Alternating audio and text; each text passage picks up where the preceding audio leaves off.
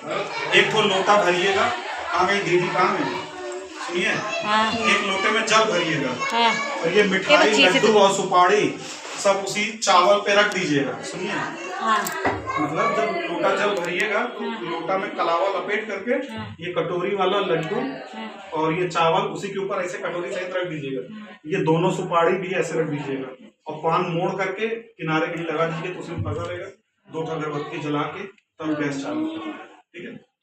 Kitchen का हाँ समझ गए। उस बुलाइला तो हम अन्नपूर्णा के मंत्र बोल दे।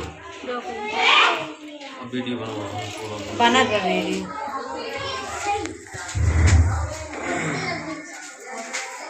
थोड़ा चेहरा आवे चाहिए, थोड़ा पसंद रहा सब चीज का, इतना टेंशन लीजिएगा। कप्तान सपारी खाए नहीं पाए, नहीं भी ज्यादा टेंशन, सपारी नहीं खाए पाए गुरुजी।